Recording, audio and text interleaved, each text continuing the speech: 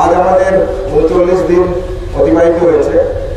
আজ আন্দোলনের আর ৫ দফা দাবির স্বচ্ছতা এই দীর্ঘ বিষয়ে বহু অগ্নি পরীক্ষার সম্মুখীন হয়েছে। রাজনৈতিক উদ্দেশ্য প্রস্তুত ব্যবহারের চেষ্টা, বিচার নয়, চেয়ার চাওয়ার মিথ্যে অভিযোগ, ইমেল, অডিও ক্লিপ নিয়ে আমাদের মধ্যে বিভেদ সৃষ্টি করা এবং আমাদের আন্দোলনকে কালিমালিপ্ত করার চেষ্টা হয়েছে বারবার। গতকাল আপনারা যেমন জানেন, মাননীয় মুখ্যমন্ত্রীর সাথে আমাদের সুদীর্ঘ আলোচনা হয় ৫ দফা দাবিকে সামনে রেখে। সেখান থেকে সুনির্দিষ্ট কিছু প্রতিশ্রুতি তার দিক থেকে উঠে আসেন, তার বাস্তবায়িত রূপ আজ আমরা দেখতে পাই।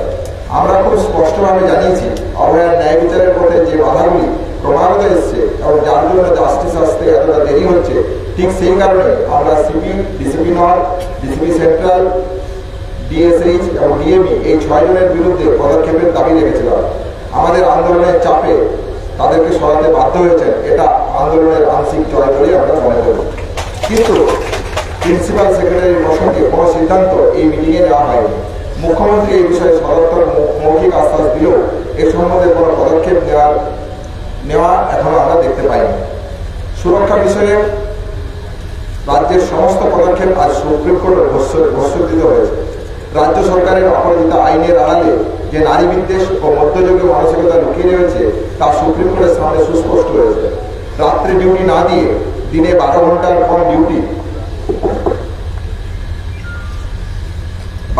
কম ডিউটি এবং তাদের স্বাধীনতায় হস্তক্ষেপ করে নারী পুরুষের মধ্যে বিভেদের যে সৃষ্টি, তা আমরা মনে করি মহিলাদের সুরক্ষার পরিপন্থী এবং এই বিধান অবিলম্বে সরিয়ে নেওয়া উচিত বলেই আমরা মনে করি।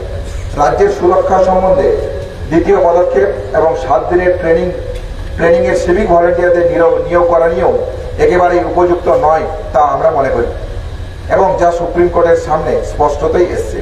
এবং 100 কোটি টাকা বিনিয়োগের কথা শুনিয়ে হাসপাতাল নিরাপত্তার যুক্তি খাড়া করা হচ্ছে, তারও কোনো খতিয়ান রাজ্য দিতে পারেনি।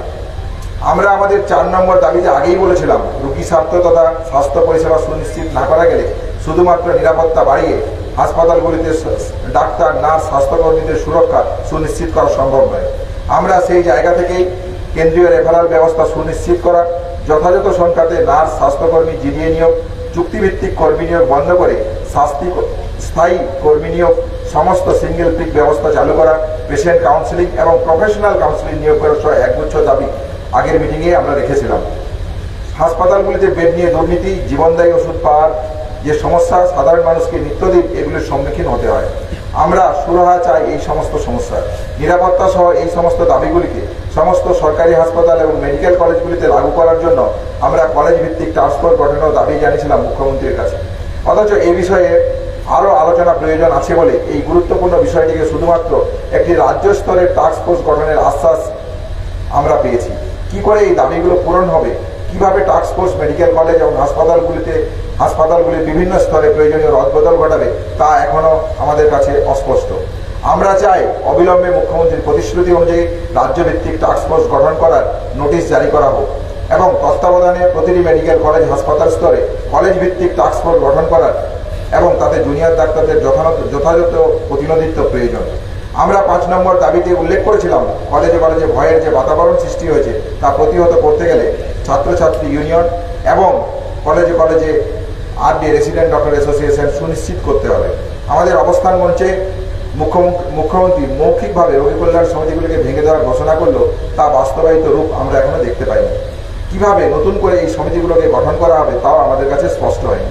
আমরা প্রতিটি মেডিকেল কলেজে রেসিডেন্ট ডক্টর অ্যাসোসিয়েশনের আইনে স্বীকৃত এখনো পাইনি। আমরা দ্রুত এই দাবিগুলি পূরণের দাবি জানাচ্ছি।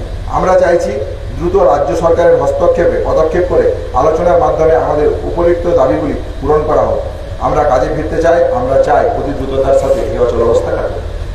অবস্থানকে তুলে নেওয়া হবে অনেক। আমাদের যে 4র্থ এবং 5ম যে দাবি ছিল এবং প্রিন্সিপাল সেক্রেটারি সম্বন্ধে আমাদের যে দাবি ছিল, সেই দাবিগুলো নিয়ে আমরা আলোচনায় বসতে চাই এবং সেফটি সিকিউরিটি প্রশ্নে মহামান্য সুপ্রিম কোর্ট আজ যেভাবে আমাদের দাবিকে মান্যতা দিয়েছে, আমরা মনে করি এই দাবি নিয়ে এবং আমাদের 5ম দফার যে দাবি ছিল, যেখানে আমরা চেয়েছিলাম যে দ্বিতীয় অভয়ার ঘটনা যাতে না হয়, সেই পরিস্থিতি কলেজ ক্যাম্পাসগুলোকে সুনিশ্চিত করতে হলে কলেজে গণতান্ত্রিক পরিসরটাকে আরও বৃহত্তর করতে হবে। আমরা মনে করি এই দাবিগুলিতে আমাদের রাজ্য সরকারের সাথে বসার প্রয়োজন আছে।